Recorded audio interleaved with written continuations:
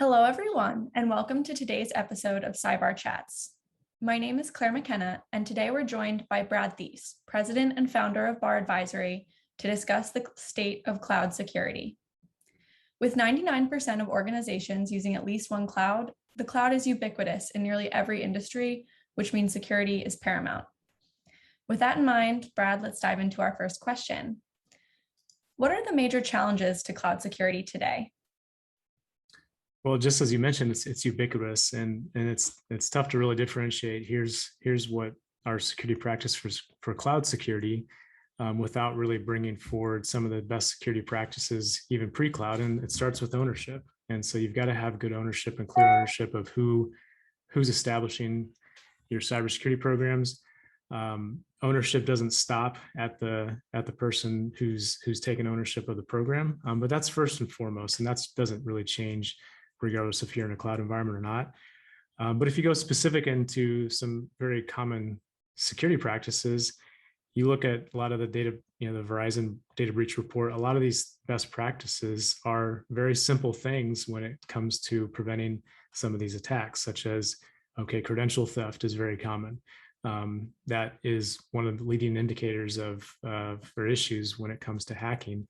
And those are very simple fixes that might seem simple, but they can be difficult. But it's just things as simple as MFA, having password managers, and then the other aspect for folks that are developing software, having a very robust secure development process and program that has the tooling there to actually deploy secure code.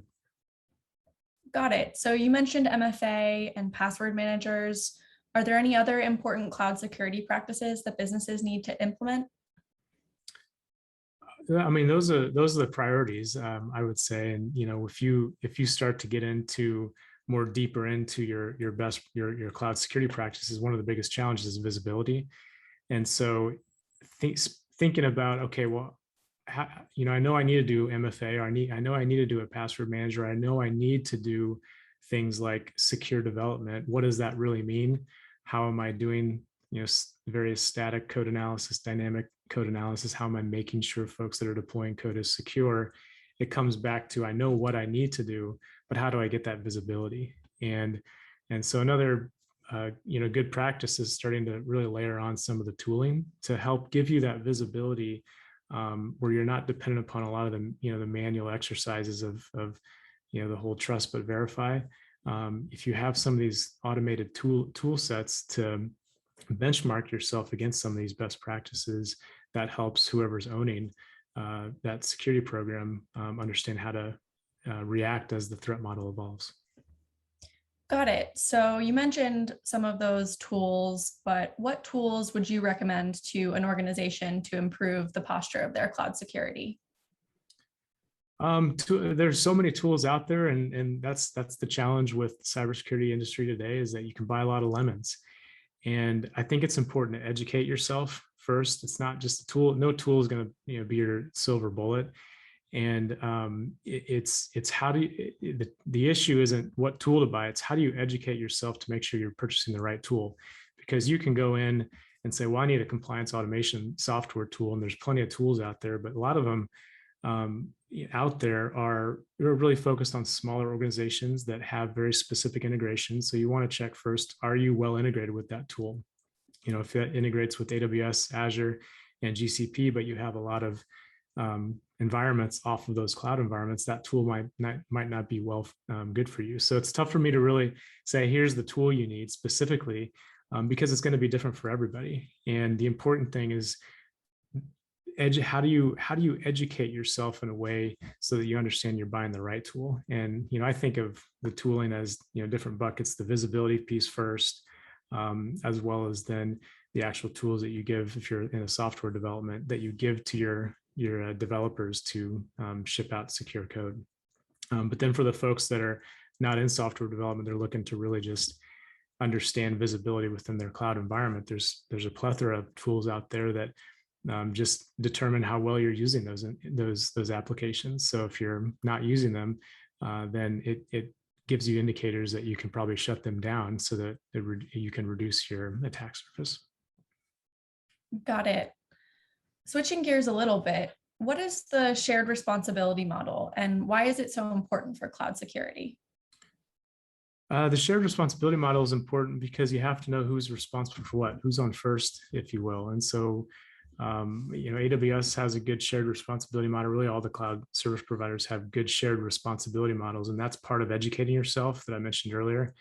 If you go to a company's website and you don't see some aspect of that shared responsibility for, hey, here's what we're responsible for. We're responsible for the security of the cloud. But if you're responsible for security in the cloud, as they say, let's use that MFA as an example, they should have information on how to set that up. That goes back to education. And so those very public things should be public. And so as you're purchasing these tool sets, whether it's from the big three in Azure, GCP, or AWS to just some other SaaS tools, that they should have those things out there so that you can educate yourself on how to lock those things down. An example is MFA is a big one. And if you didn't know that you had to do it or how to do it or the risk associated with it, the Workday breach from a few years ago, that was something that, there wasn't really technically their responsibility for all of these Workday accounts that got hacked, but most of them were because of an issue with MFA, and most of their customers weren't setting up to the extent where a lot of companies got their whole payroll cycles stolen for multiple payroll cycles at a time, just because some administrator had a compromised MFA. So that's what I mean. That's what's really means by the shared responsibility model, just knowing who's responsible for what, and then to actually take that in and consume it within your organization to distribute that ownership for making sure you're checking those boxes for those configuration elements. Got it. And looking ahead, finally, how do you see the state of cloud security shifting over the next 5 years? I think old evolutions are the same problems today. There was a great book by Gary McGraw published 15 years ago, and this was when software was just exploding significantly. And he had the three problems back then, which I think ring true today. And it starts problem number one is connectivity. There's just a bunch of applications now are connected to each other and talking to each other, and also bringing in some of these legacy systems and networks more connected. So that brings different risk. The second one he had was extensibility. Think of this as really just all the different APIs that we need as consumers to really make sure that if systems are talking to each other. You talk about the health system network. There's so many systems that really make that ecosystem work, and it takes these different connectors to make that happen. And the last thing was complexity. Things are only going to get more complex. The more code you ship out, the more vulnerabilities you have, the more bugs you have, the more vulnerabilities you have, and that just goes exponential. But those are the three problems.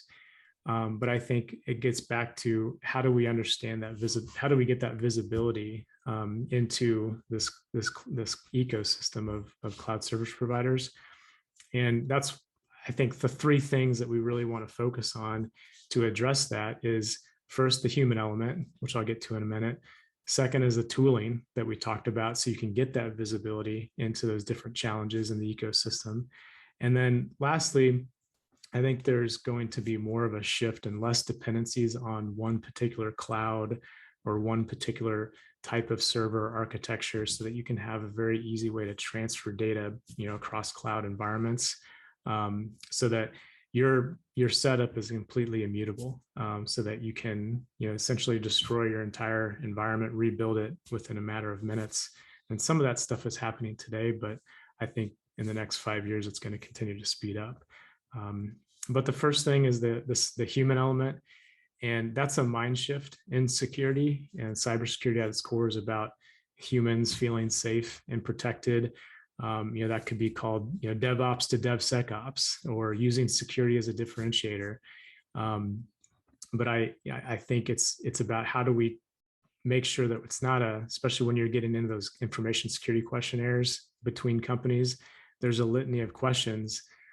But if we really think about it, less about the us versus them mentality of, hey, I'm trying to do business with you, I'm just going to answer these questionnaires as as quickly and just to get that deal across the finish line. If we can shift our mindset and think about we're really just two companies trying to solve the same problem when it comes to cybersecurity.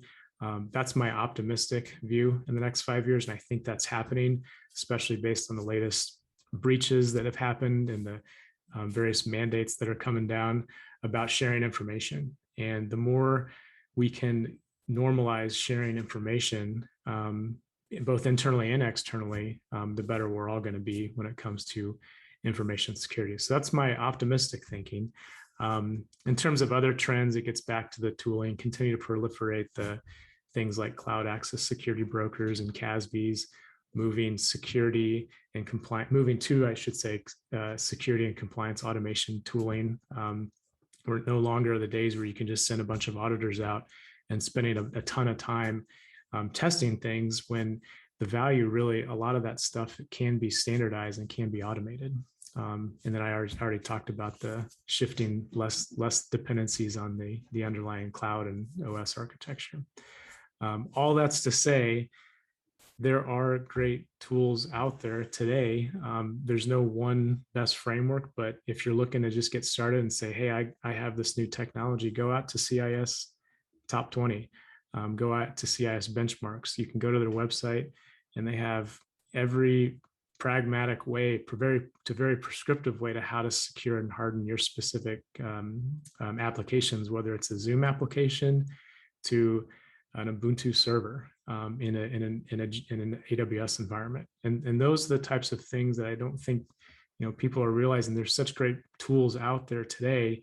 Don't get bogged down in so many different compliance frameworks out there. Just go out there and pick one and benchmark yourself against that. And then now you can start to speak the language, getting back to that human element, both internally and externally. And that's your gateway, in my opinion, to real security. Because compliance doesn't always equal security, but the security aspect can equal compliance. Compliance is really that gateway into the freedom to get into that real security practices. And it starts with just knowing what those benchmarks are that are already out there. Right. Well, looks like an exciting future ahead for cloud security. Brad, thank you for all of your insightful comments, and we look forward to seeing everyone next time on cyBARR Chats. Thank you, Claire.